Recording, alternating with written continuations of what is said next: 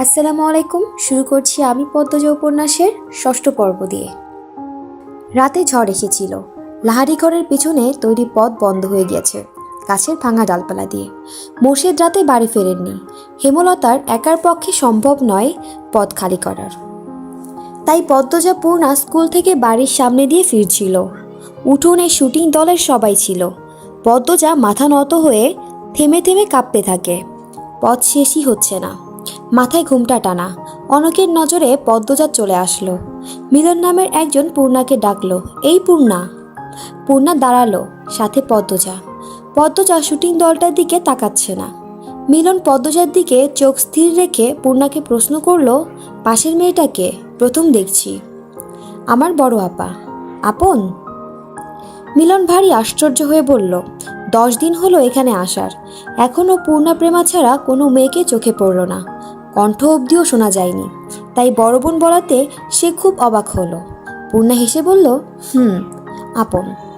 মিলন বিড়বিড় করে বলল, চেহারার তো মিল নেই। সবাই বলে। আচ্ছা যাও।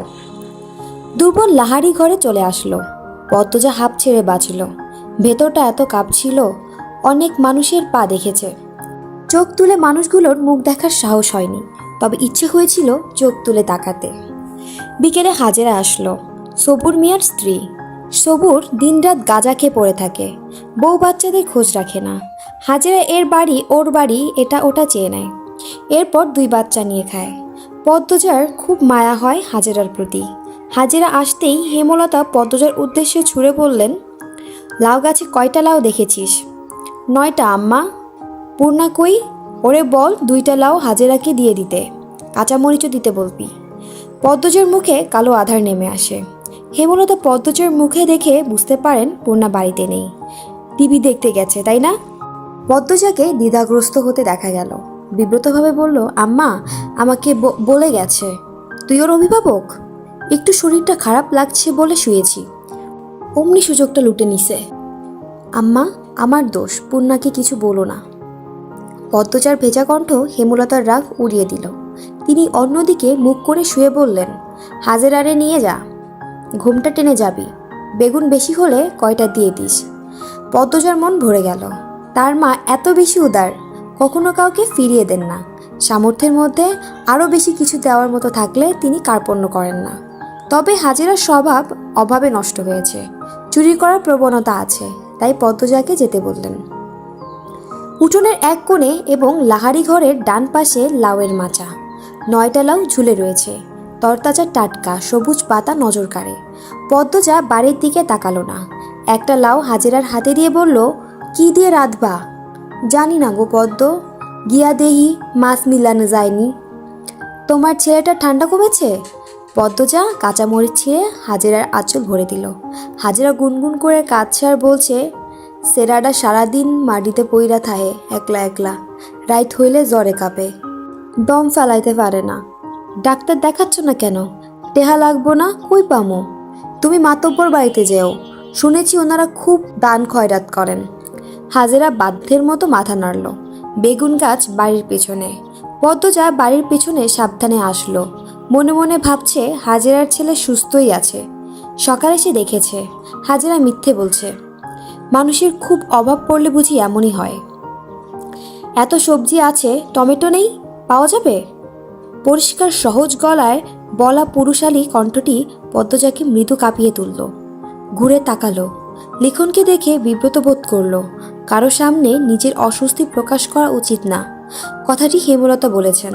পদ্মজা হাসার চেষ্টা করল। জবাব দিল, এই বর্ষাকালে টমেটো কোথায় পাবেন? বর্ষাকালে টমেটো চাষ হয় না। টমেটো শীতকালীন ফসল, গ্রীষ্ম বর্ষাতেও তো পাওয়া যায়। পদ্মজা অস্বস্তি লুকিয়ে রাখতে পারছে না। স্কুলের শিক্ষক আর খুব আপন মানুষ ছাড়া কোনো পরপুরুষের সাথে তার কখনো কথা হয়নি। লিখনের সাথে কথা বলতে গিয়ে তার জবান বন্ধ হয়ে যাচ্ছে। সে চুপচাপ বেগুন বুঝিয়ে দিল হাজেরাকে। লিখন বলল, আমি তো গতবার বর্ষাকালে টমেটো সালাদ তৈরি করেছি। হয়তো টমেটো জাত আলাদা ছিল। সাধারণত আমাদের শীতকালেই টমেটো হয়। কথা শেষ করে দ্রুত লাহারি ঘরে ফিরল সে। মনে হচ্ছে পরপুরুষের সাথে কথা বলে ঘোর পাপ হয়ে গেছে। পাপ মোচন করতে হবে। ঘরে ঢুকে ঢক ঢক করে 2 গ্লাস পানি খেলো। হেমলতা ঘুমাচ্ছেন, নয়তো পদ্মচার মুখ দেখে নির্ঘাত বুঝে যেতেন কিছু একটা ঘটেছে। পদ্মচা ভক্তি নিয়ে আল্লাহ তাআলার প্রতি শুকরিয়া আদায় করল। হেমলতা সালোয়ার কামিজ সেলাই করছিলেন, তখন বারান্দার সামনে একজন পুরুষ লোক এসে দাঁড়ালো। হেমলতা শাড়ির আঁচল মাথায় টেনে নেন, জিজ্ঞাসু দৃষ্টি নিয়ে তাকান। লোকটি হেসে বলল, আমি মিলন, শুটিং দলের। হেমলতা জোরপূর্বক হাসেন আর চোখে ঘরের দরজার দিকে তাকান। পদ্মজা ঘুমাচ্ছে। দরজাটা লাগানো উচিত। কোনো দরকার? না, এমনি দেখতে আসলাম। কতদিন হলো আপনাদের বাড়িতে উঠলাম, আর এদিকটায় আসা হয়নি। হেমলতা পেঁচিয়ে কথা বলা পছন্দ করেন না, সরাসরি বললেন, এদিকে আসা নিষেধ। আপনাদের বলা হয়নি? মিলনের চোখে মুখে ছায়া নেমে আসে। সে অপমান বোধ করলো, আমতা আমতা করে বলল, আচ্ছা আসছি। মিলন স্থান ত্যাগ করলো। যাওয়ার পূর্বে তার তীক্ষ্ণ চোখের দৃষ্টি হেমলতার নজর এড়াতে পারল না। হেমলতা চোখ বুজে জীবনের হিসাব কষেন, এরপর ঘুমন্ত পদ্মচার দিকে তাকান। পূর্ণার চেয়ে পদ্মচার বেশি আগ্রহ শুটিং দেখায়। টিনের ছিদ্র আরও 2টো করেছে। লিখন শাহকে দেখলে তার মায়াময় কোমল অনুভূতি হয়। এই অনুভূতির নাম সে জানে না। শুটিংয়ে লিখন শাহ কত ভালোবাসেন চিত্রা দেবীকে। পদ্মচার দেখতে খুব ভালো লাগে। পূর্ণা তেলের বোতল নিয়ে বলল, আপা তেল দিয়ে দাও না। সোনা বোন একটু দাঁড়া। পদ্মচার ছিদ্র দিয়ে লিখন শাহর হাসি, কথা বলার ভঙ্গি দেখছে। লজ্জাও পাচ্ছে খুব। সময়টাকে থামিয়ে দিতে ইচ্ছে হচ্ছে। এই আপা, পরেও তো দেখতে পারবা, দিয়ে দাও না। আরেকটু, শুটিং শুরু হচ্ছে, একটু। পূর্ণার বিরক্তিতে রাগ হয় খুব, কিন্তু সে তার আপাকে কিছু বলবে না। তার সব ইচ্ছের সঙ্গী, সব গোপন কথার সাক্ষী তার আপা। সে তার আপাকে খুব ভালোবাসে। মাঝে মাঝে মনে হয় মায়ের চেয়েও বেশি বোধ হয় সে তার আপাকেই ভালোবাসে, বা হয়তো না। পদ্মজা মিটিমিটি হাসছে। পূর্ণা তেল রেখে ছিদ্র দিয়ে উকি দিল। না, তার এখন ভালো লাগছে না এসব দেখতে। চোখ সরিয়ে নিল। কিরে পদ্ম, কি দেখছিস?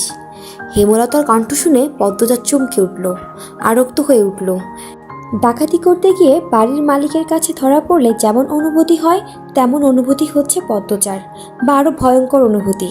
হেমলতার দৃষ্টি টিনের ছিদ্র গেল। সাথে সাথে পদ্মজা অনুভব করলো তার পায়ের নিচের মাটি কাঁপছে।